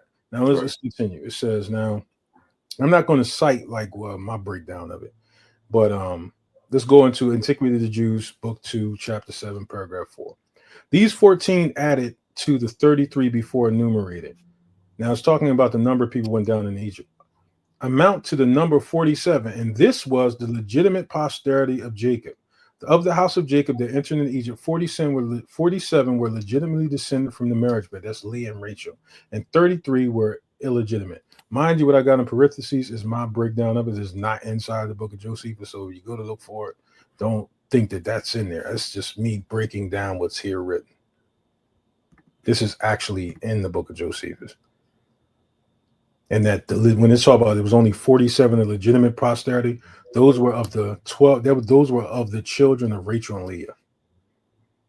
We clear on that, brother? Mm-hmm. Yep. Now, even we go into Antiquity of the Jews book, I believe was that book 5. It says, now Gideon had 70 sons that were legitimate, for he had many wives, but he also had one that was spurious by his concubine Druma, whose name was Abimelech. Now, mind you, Abimelech went back and killed all his illegitimate children, right? Except for one, I believe. So it's just showing the divide between the legitimate and the illegitimate. Why? Because the legitimate always is the ones who ascend to a throne or to the preeminent parts of inheritance. Now let's look at whether illegitimate children are still considered the stock of Israel. Let's go into Antiquity of the Jews, book 12, that is. Chapter 3, paragraph 3. Am I saying this right? This chapter, the V means 20, don't it? V means 5. All right, 5. Okay, so 7 then. Yeah. I don't know. The Roman numerals always mess me up. Yeah. It says, now David married other wives over and above those which he had before. He also had concubines. The sons of whom he had were in number 11. In number 11, whose names was Ammon, Enos, Eban, Nathan, Solomon, Jaban, Eliam, Phelnah, Enaphan, Janah, Elphel, and the daughter Tamar. 9 of these were born of legitimate wives, but the last 2 named of concubines, and Tamar had the same mother with Absalom. So these last 2 sons right here, Janah, were of his concubines. And they still were Israelite sons of David. Mm-hmm. They didn't become another nation, and this is after the law. They didn't become another nation because they were of concubine wives. And the same would go to Solomon. His concubine wives had children; they still were Israelite children. And one might say, okay, well, we're not supposed to mess with other nations. Now, when you go into the law, there is a way that's lawful in the law to take Hebrew wives that are not Israelites.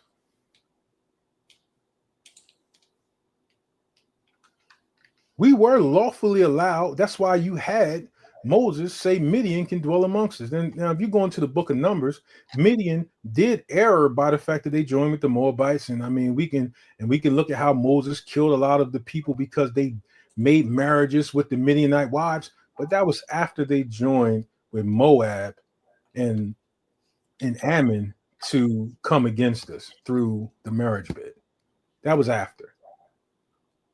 But according to Moses' own father-in-law, the Midianites dwelt amongst us for a period.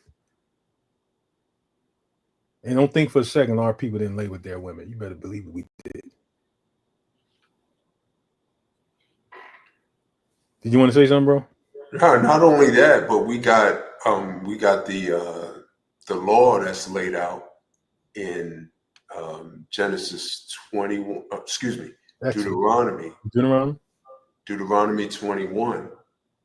Right. Regarding Hebrew wives, right? Yeah. Right. Yeah.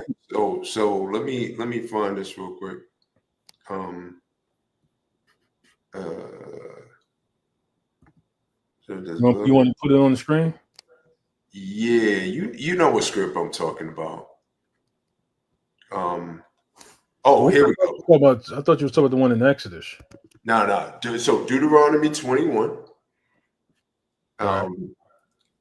Verse 10. Okay.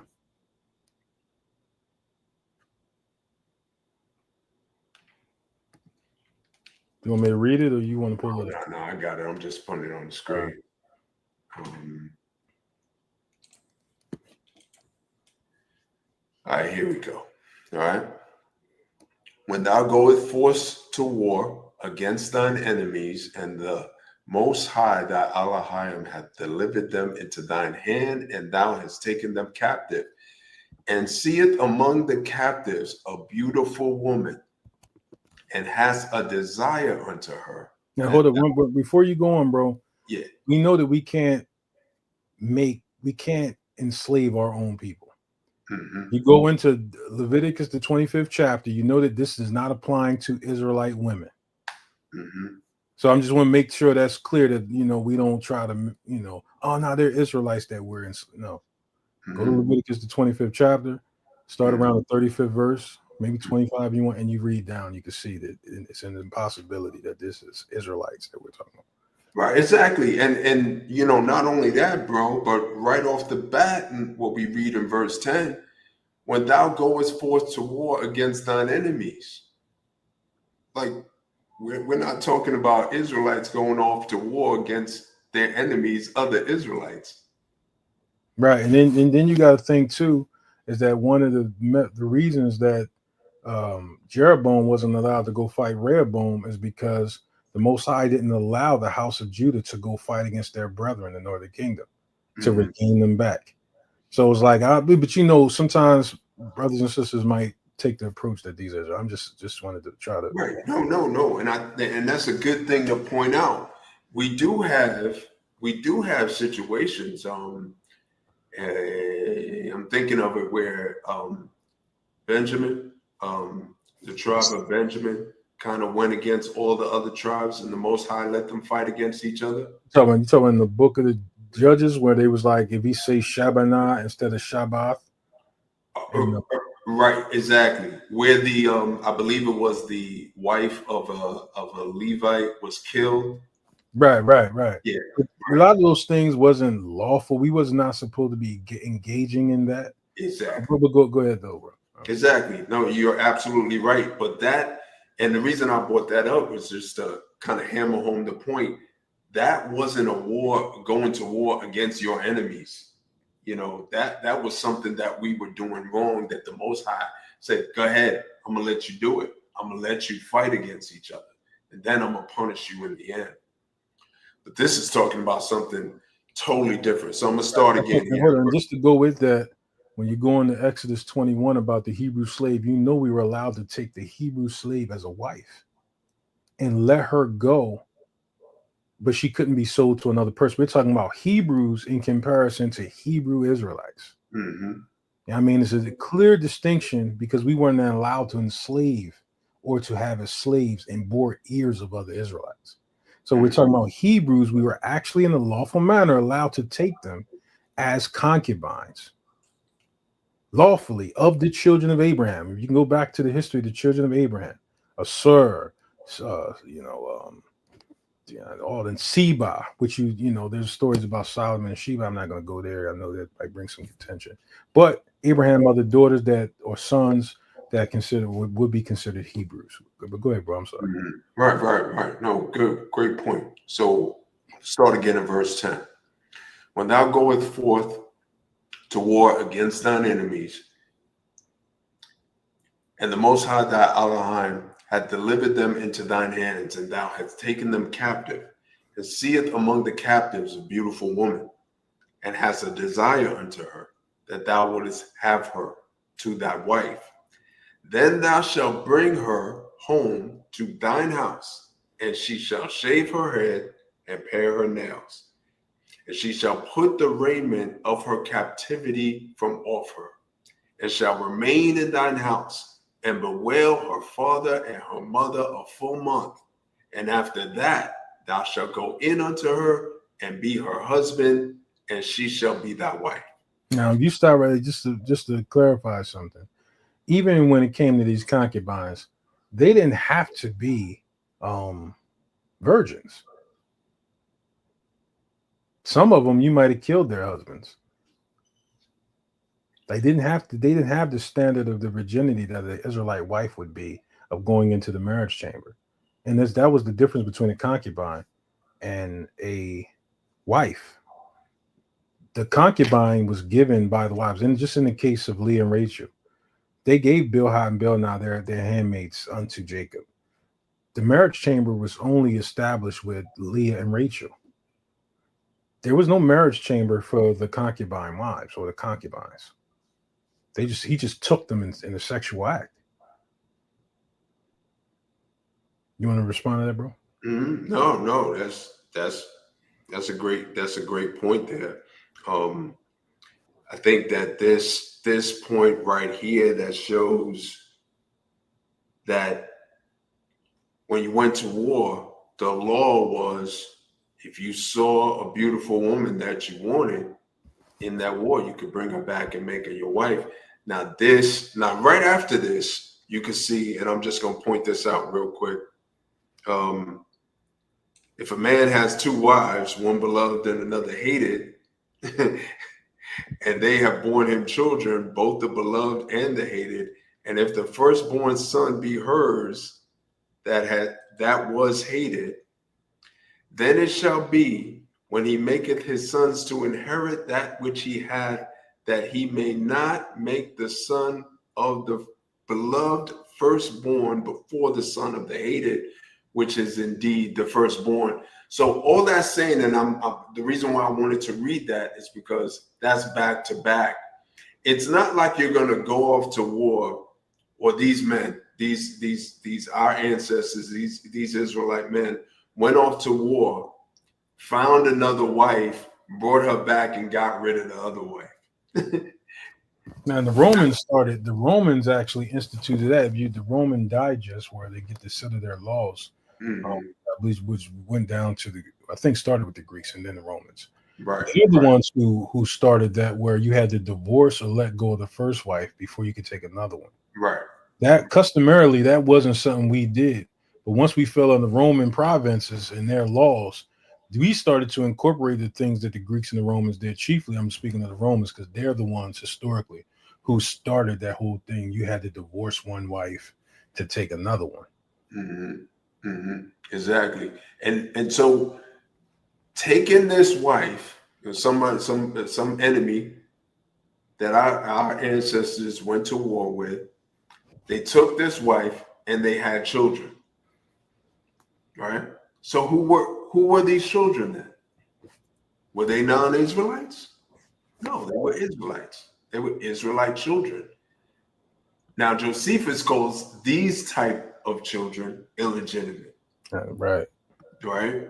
He points that out. These are illegitimate children, but they were still Israelites. And these children went on to have children who were also Israelites. You get my point, right? Where we're going? These Israelite groups and tribes looked very different. They didn't all look the same. There was a way to identify them, which I think we'll talk about, bro. But when you think you can, just to go back to the main point, when you think you can identify Israel by the color of their skin, you're just in error. You're just in error. Now, just to give like clarification to how I believe you mean that is that's not the only characteristic that you can look for. That can be a characteristic in some states or some positions, but it's not the whole characteristic that you can look for and make that determination. Right. It was definitely a characteristic of Moses. Why? Because we can read it. Moses put his hand inside his garment, came out white. Obviously, Moses was a melanated man, right? We can read these things about Hamashiach in scripture. We can read these things about Paul in scripture. These are melanated people, most likely darker skinned melanated people, because we can read that in scripture.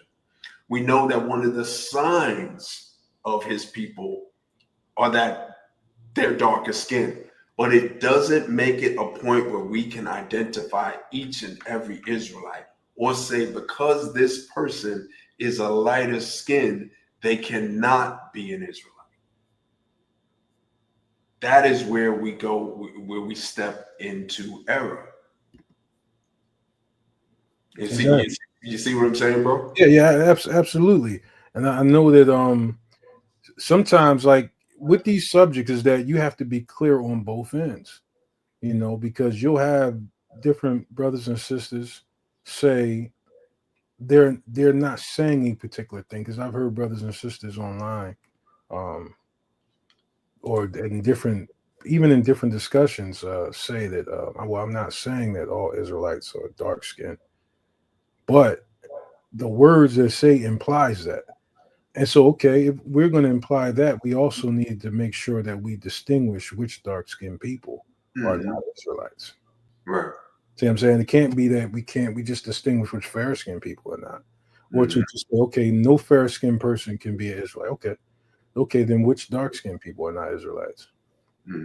Because that would be just as poignant to the commandment in that there were dark-skinned peoples that the specific commandment came out against, being the Canaanites. That was specifically the ones we were warned the most about, the ones who look like us.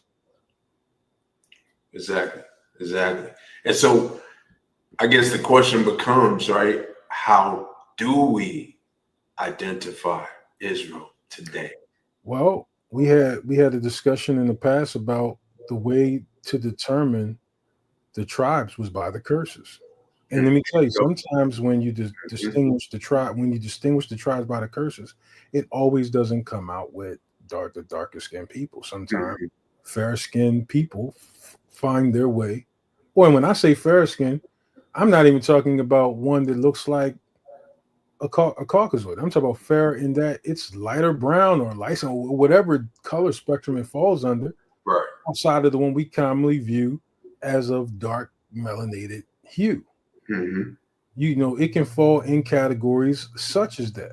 So if you fall into that category because the curses are somehow applied to them, and it goes into, I forget the group.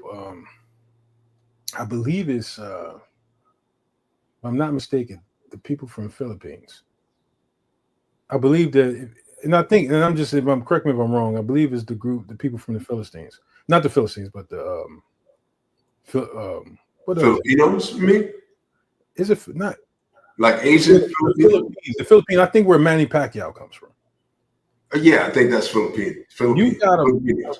you got a group of them that's more dark skinned, you know, in different areas, but supposedly they have a history. I believe it's the Philippines. I'm just using an example that came through, that went into where they were at on slave ships, and that they were made. They was brought there to harvest sugarcane. I believe it was the Philippines. You know, and I'm like, okay, if you take and be like just the character, and I'm not saying that they're Israelites. I'm saying that if you were to go according to the curses that we apply to ourselves, if that's true about them being brought into those areas on slave ships, they would carry a prophetic characteristic of what we're supposed to look for regarding Israel. Right. And that's just it. You know, you hit the nail on the head, bro. We are identified by the prophecies. And there's really no other way, no other strong way, rather, let me say, to really truly identify us as a people. And you know, we're talking about identification. You have to think too, what's your reason for identifying us? Is your reason for identifying us to outreach to us? Well, you know, Hamashiach tells us, let the wheats and the tares grow together. Right. Unless you separate some of the wheat with them. There you go. It is cases where we can be like, no, that's not Israelite. We can go to the Jewish people and be like, no, you're not Israelite. We can go to the Chinese, no, you're not Israelite. Right. But in areas of ambiguity, and the possibility is there, we got to tread on the angels or the messengers separating the wheat. Like we have to tread that, okay, in a situation of ambiguity or possibility, now it's not us to decide or to separate and be like, nah, you're not an Israelite, when it's a possibility. That means that now we can't be separating the wheat from the tares, lest we receive the judgment of him who is gathering his people. Mm-hmm. Like that's the thing. It's better to be safe than sorry in certain situations. Right. You can't just have a blanket look on and say, hey, I know for a fact. Okay, if you know for a fact, or if people know for a fact, then okay, then make the separation of the black skin or the dark skinned people that we know are not Israelites. That has to be a topic. And you don't often hear that a lot. Now you might hear certain people or certain groups of people might speak about, okay, nah, these are not Israelites. But in large part, there's a lot of ambiguity on what brothers and sisters are saying regarding which dark-skinned nation are not Israelites. Like, what are the characteristics you should look for when you say, no, them black people right there is Ham. Mm-hmm. Them black people right there is Japheth, or any other tribe of people on the earth. Because now it's becoming where all we got to do is accept all black people. And this is the thing. We know for a fact that not all black nations, chiefly in the land that our people fled to avoid Roman persecution, we fled into a land of black people to hide amongst them. Can't then say that everybody there is Israelites. Mm-hmm. Right. It's this history of some of the Hamites that actually helped sell us into slavery amongst some of our own tribal leaders that wanted to, save their own behind, if you want to put it that way. Right. So we have to be careful with that, and it's the job of those of any of our people that's teaching on those subjects to say, okay, these are the Israelites of dark hue or complexion these are the men and women of dark complexion that are not Israelites, and give those reasons for that if one is going to separate according to color. Exactly. Yeah, man. Yeah, I think that's the word. I think, we could even go into this conversation can go on forever, because we can start talking about supersessionism as a whole, and there's ongoing idea that, you know, the apostles, the Peter and Paul and James, and they were writing these letters to non-Israelites, which the more I'm in this truth, man, the less and less sense that thought even makes to me. Why on earth would they do that? They're writing it to who? These people would have been like, "What you writing me this letter for? You know, what God and what son? Like, what are you talking about?" You know, because nobody. That's true. That's true, because if everything is not to everybody, it's just like if you were at home, and let me tell you, like, sometimes you gotta apply spiritual things practically. That's why you have a practical way of life. When the Mashiach says, "What I see my Father, I do." Well, let's look at the creation of the world, and the Mashiach talking about, when I speak to what I do what my Father does. I believe that's in John 5:19. I think it's in John. I think it's John chapter 5. And you look at the laws of nature and the relationship between father and son. It's a father that teaches his son how to make a bow and arrow, how to hunt. It's a cat of prey, or a cheetah that teaches his offspring how to hunt by example, and then the young cheetah goes and does likewise. The young lion does likewise. And all ways of life, and all peoples, and all animals that inhabit the desolate places, or the places of wild nature, they teach their young how to hunt, how to live, how to forage. Mashiach said, "What I see my Father do, I do." When it says, "Let us create man in our own image," you see the Most High, the Father, starts the creation.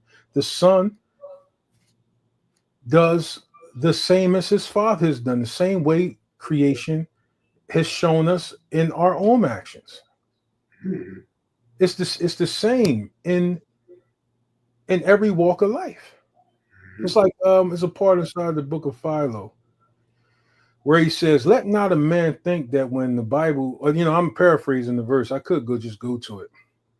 Matter of fact, I am going to go to it. There's a part in there I think is real profound. Might have been reading on my tablet. Let me see.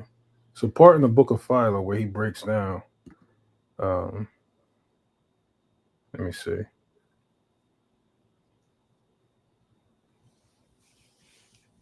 Let's see. Here we go. Let me share my screen out. Yeah. I think this is it. And it goes to the overall point that we're making right now. Let me see. Share my whole screen. All right. Here we go. I think this is the part, if I'm not mistaken. All right. It says, "And he would not err." This is in the book of Philo. It says, "And he would not err who should raise the question why Moses attributed the creation of man alone not to one creator, as he did that of the other animals, but to several. For he introduces the Father of the universe using the language, 'Let us make man after our image and in our likeness.'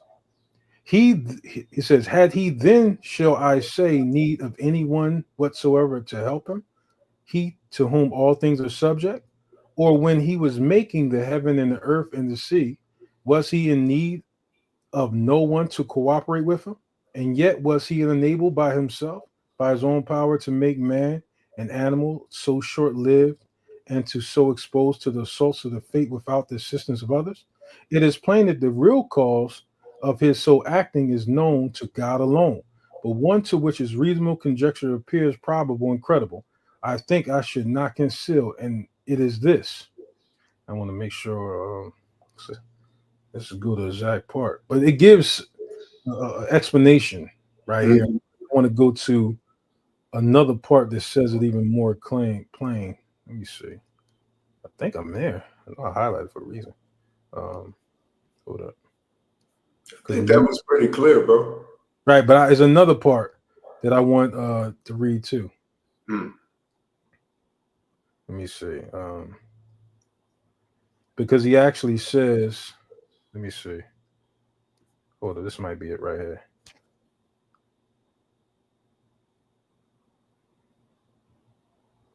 All right, here we go. It says, so then after this, I'm sorry, so then after all the other things as has been said before, Moses says that man was made in the image and the likeness of God. And he says, well, for nothing that is born on the earth is more resembling of God than man. And let no one think that he is able to judge of this likeness from the characteristics of the body. For neither is God a being with the form of a man, nor is the human body like the form of God. But the resemblance is spoken of with reference to the most important part of the soul, namely the mind. For the mind which exists in each individual has been created after the likeness of that one mind which is in the universe as its primitive model, being in some sort the God of that body which carries it about and bears its image within itself. In the same rank that the great governor occupies the uniform world, that same, as it seems, does the mind of man occupy in man. So when it's talking about us being created in the image of the Most High, it's like we're the operators of our ship.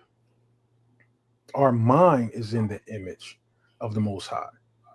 Our mind is what's aware of everything. The body is not. The Most High is in the same context, the creation, that He is the architect of everything.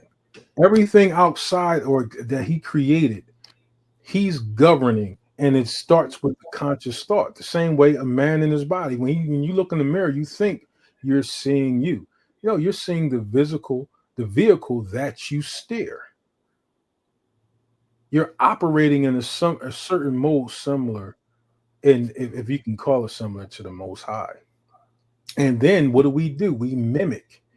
We create. The Most High created us. He created everything. What do? We create buildings, structures, cars, everything. What do? The Most High brought us forth as children. What do we give us the ability to bring forth seed and bring up children? And it goes on and on and on. Our mimicry starts in the mind, not the body. See, one look at the body might separate themselves from the Most High, saying, okay, the Most High Spirit, I'm a body. No, you are a spirit in a body. You are a soul in a body. Mm-hmm. Mm-hmm. One thing I want to point out right there is we can see another kind of identifiable thing that we are able to grasp from that likeness of the Most High and being created in His image is we can almost identify Israel from part of what you just said, right? We can see that, Israel in particular, we're very creative. And the things that we create, the world steals, right? The other nations, they steal from us and make it their own. We are incredibly creative and have been through our history. And the one thing that you will find that the enemy, the other nations, particularly for what I'm saying right now, let's take, Greece and Rome, historically, they are responsible for thought. And when I say thought, I mean philosophical thought. Now, hold up, just to interrupt real quick. Some of those Greek philosophers was actually Northern Kingdom. That when you go back and to see how they were cited to look, like people like Socrates and were actually Israelites, and that's why if you look at it, that's why they were quoted so much, even by Philo, and even recognized by people like Paul. Some of them were actually Israelites who've been whitewashed through history. I just want to say it. No, and that's a great point, because we could, like I said, when we start getting into that supersessionism part, we could go on forever, because we could even go a little bit further than that. What did the Northern Kingdom lose in their being scattered, right? They lost everything because they became not a people. We see that in Hosea. Not a people. Only the Most High can make you not a people, make you no longer an Israelite. Only the Most High can do that. So if the Most High separates you and make you not a people, what are you now? You're nothing.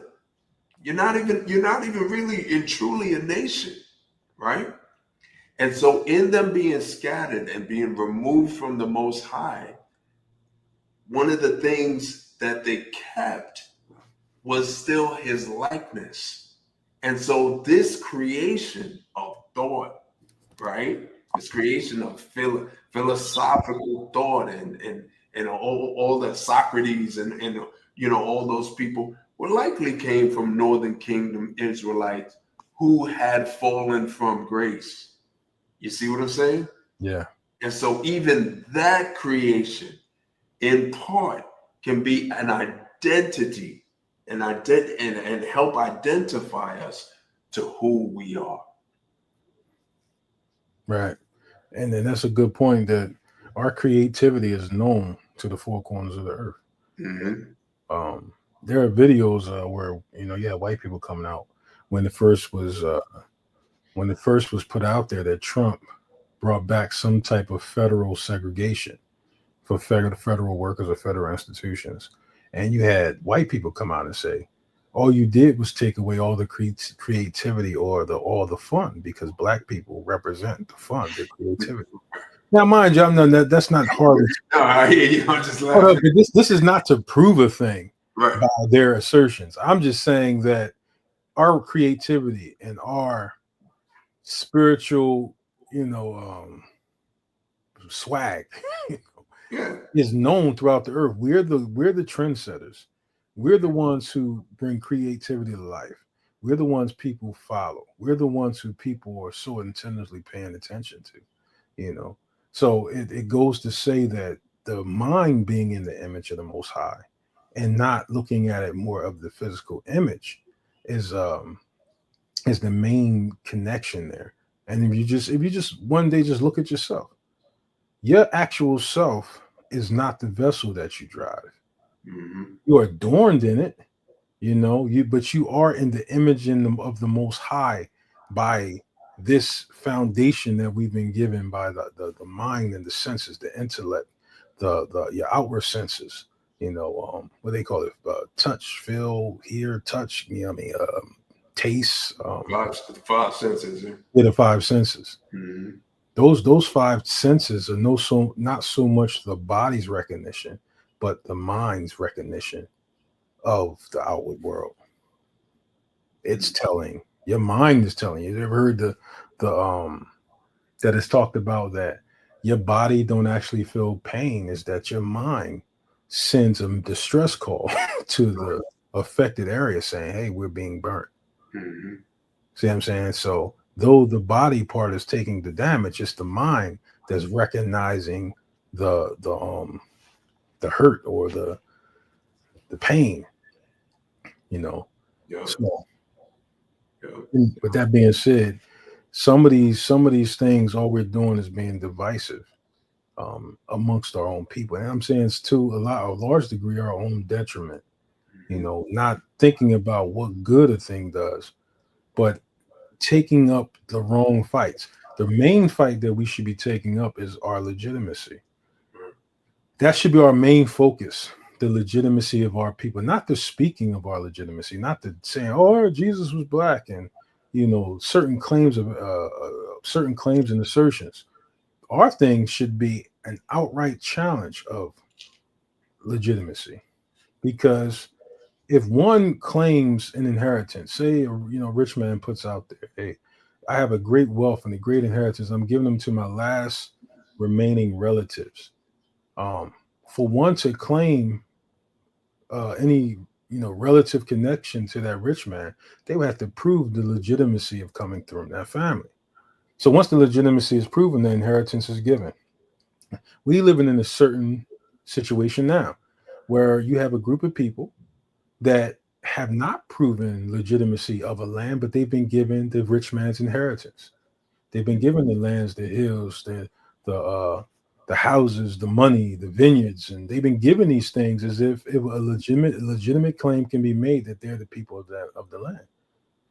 But we're saying that we're the legitimate claimants of the land.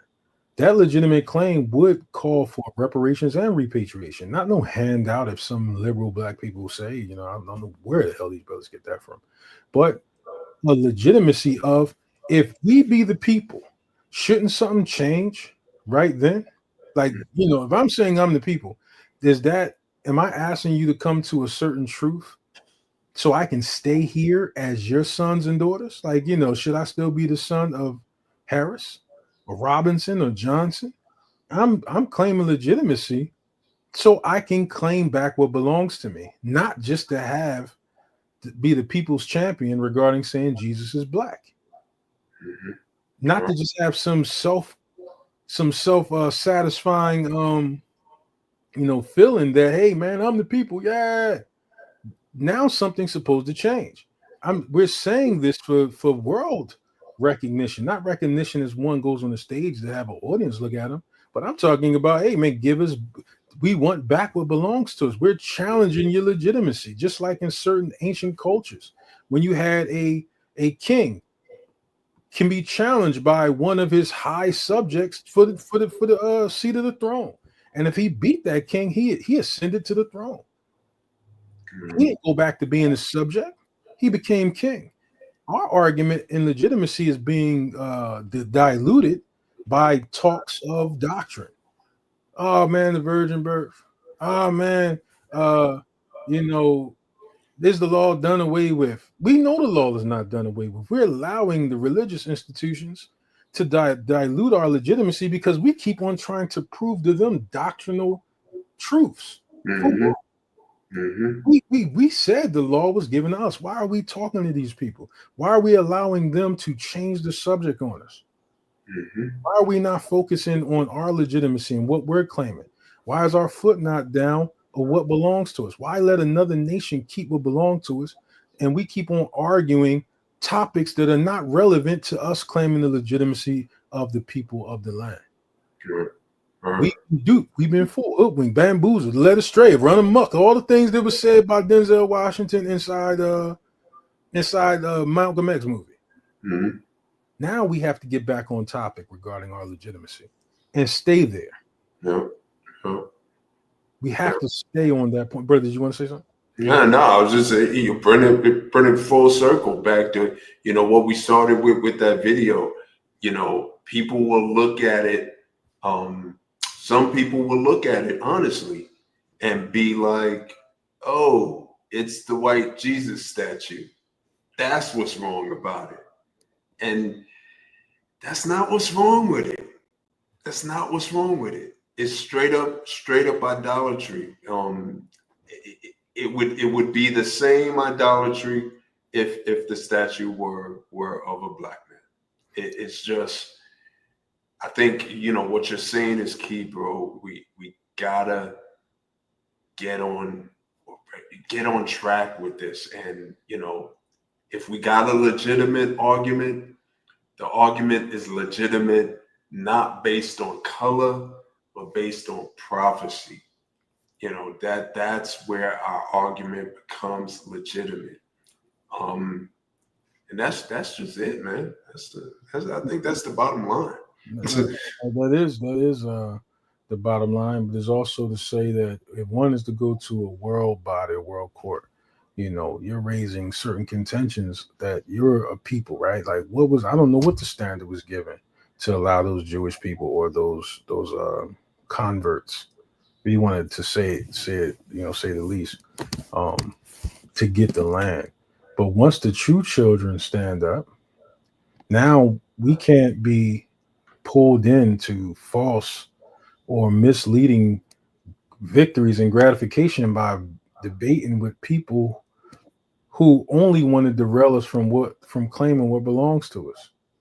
Mm-hmm.